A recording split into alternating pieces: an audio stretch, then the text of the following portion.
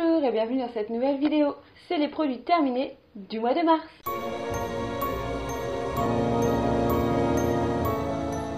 Le premier produit qui sort de ce paquet, c'est cet énorme flacon de gel douche. Donc c'est un gel douche douceur à la vanille de la marque Natessence, donc des laboratoires Léa Nature.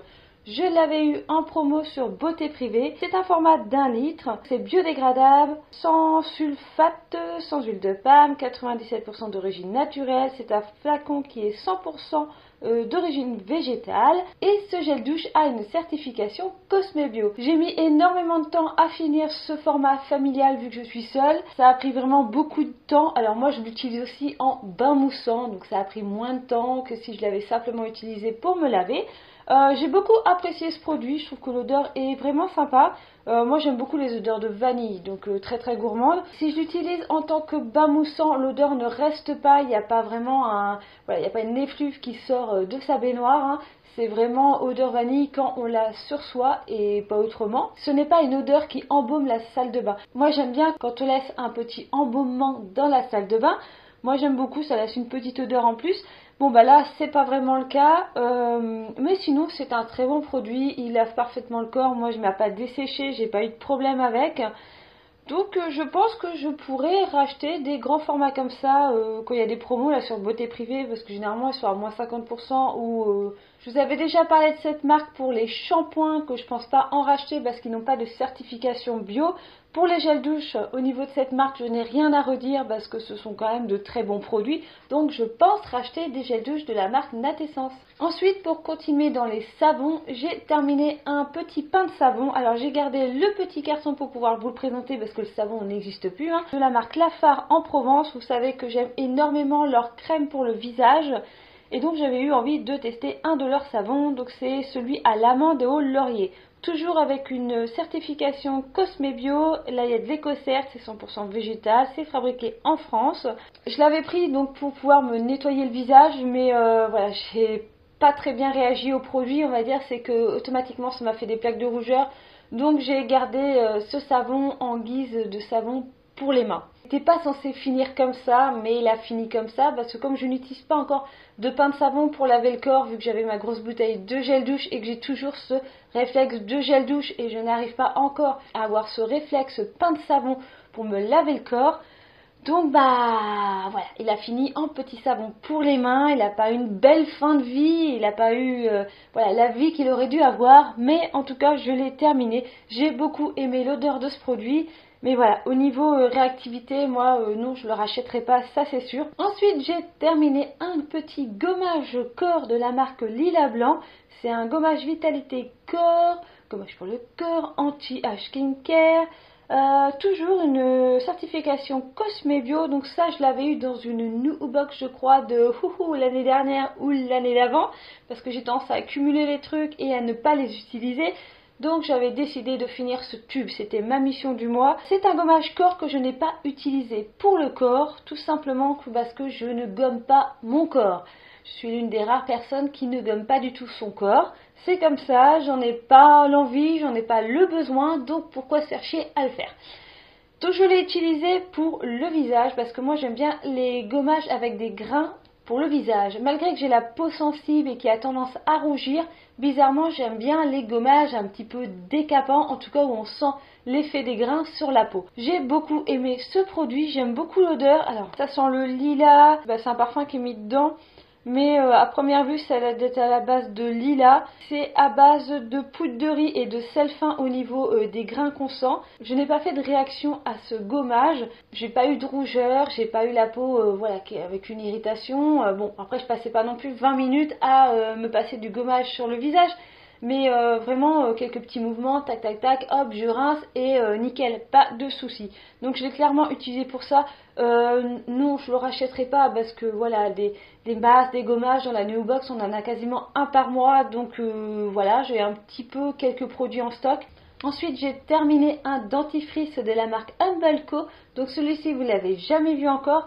C'est une édition spéciale qui sort qu'en fin d'année. Je crois que c'est octobre ou novembre, parce que je ne sais plus exactement sur quel mois c'est en fait le mois du cancer du sein. C'est une édition limitée où un pourcentage de vente du tube part pour aider les fondations contre le cancer du sein. Donc c'est pour ça qu'il est rose. Si je dis pas de bêtises, c'est en octobre parce que ça doit être octobre rose le programme en fait anti-cancer du sein, tout ça. Et donc il est à la fraise et à la menthe. Alors la fraise ressort vraiment énormément au niveau du goût. Moi j'ai pas du tout senti la menthe et je trouve que c'est un goût qui est très très régressif. J'ai beaucoup aimé ce dentifrice. Alors je l'ai pas acheté au mois d'octobre l'année dernière, je l'ai acheté en début d'année si mes souvenirs sont bons.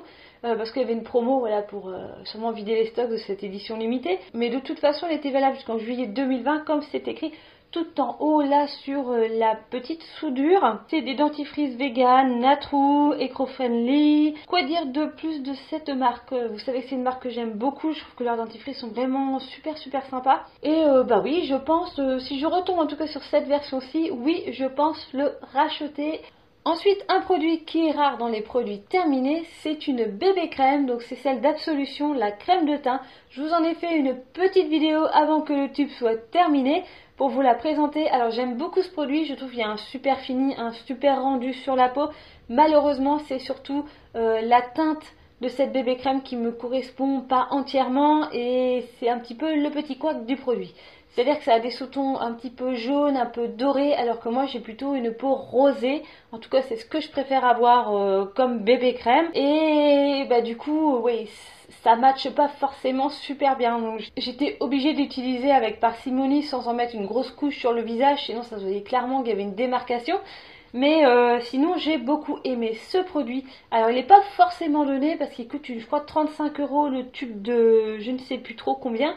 Mais il faudrait que je compare avec la bébé crème d'Herborian que moi qui est ma bébé crème ultime qui est quand même à 35 € les 45 ml. Donc je suis pas sûre que celle-ci soit forcément si chère que ça par rapport à celle que j'utilise ordinairement. Je ne rachèterai pas ce produit parce que clairement c'est pas ma teinte, mais s'il faisait une teinte avec vraiment un sous-ton rosé dans les teintes claires, oui je suis susceptible d'acheter ce produit parce qu'il me correspondait quand même fortement. Ensuite j'ai terminé ou pas du tout terminé. C'était un sérum, c'est un sérum pour le visage de la marque Alafia que j'ai acheté sur iHerb il y a quelques années.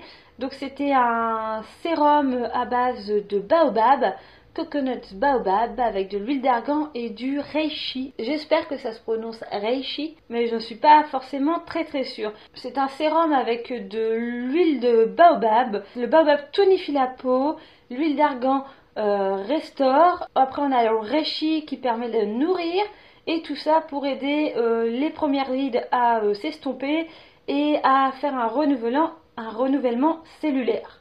Voilà. Traduction approximative de ce qui est écrit sur l'emballage. Alors l'odeur est assez sympa, ça sent un mélange de coco, argan. C'est un sérum qui est spécialisé dans les peaux sèches. Petit avantage, c'était le petit flacon pipette qui est très pratique, il faut l'avouer. Mais je trouve que cette huile, ce sérum est vachement trop gras, trop épais. J'ai trouvé que voilà, pour le mettre, pour l'étaler sur le visage, impeccable, pas de souci. Par contre, il pénètre pas du tout. Mais quand je dis pas du tout, c'est pas du tout. C'est qu'on est une petite face toute huileuse pendant 3-4 heures. Donc moi généralement j'ai essayé de l'utiliser le soir avant d'aller me coucher. Qui permettait à la peau de pouvoir faire sa vie sous ce film très huileux. Et voilà, j'ai limité l'excédent le matin s'il en restait. Mais c'est le seul moment où je pouvais l'utiliser parce que le reste du temps... voilà, si je le mettais, je pouvais rien faire d'autre, quoi. Je pouvais pas rajouter une crème du jour, n'importe quoi par-dessus, parce que ça ne pénétrait pas dans la peau. Donc je l'ai au final un peu mis de côté, je l'ai réutilisé récemment et voilà, j'en pense toujours pareil. J'ai vraiment beaucoup de mal avec ce produit, l'absorption ne se fait pas. Je sais pas si c'est propre à ma peau ou si c'est le produit en lui-même qui est comme ça. Je suis arrivée à la moitié de la bouteille et clairement je vais m'en séparer parce que ça fait, depuis que j'ai emménagé ici, ça fait déjà plus de 2 ans, donc j'ai envie de dire ça fait au moins 3 ans que je l'ai et donc voilà, je pense qu'il a fait un petit peu sa vie. Et comme c'est le bon moment en ce moment pour faire un petit peu de rangement dans sa salle de bain, et ben je me suis dit que c'était le moment idéal pour lui faire mes petits adieux. Petit produit de cette marque qui est quand même une marque super éthique, qui était Voilà, c'est une marque qui est super top, mais voilà, j'ai du mal avec leurs produits. Leurs produits ne me correspondent pas. Donc non, je ne rachèterai pas de produits de la marque Alafia et encore moins ce sérum pour le visage. Et c'est déjà l'heure du dernier produit, le traditionnel dernier produit des produits terminés. C'est aujourd'hui un mascara. Eh bah oui, comme d'habitude.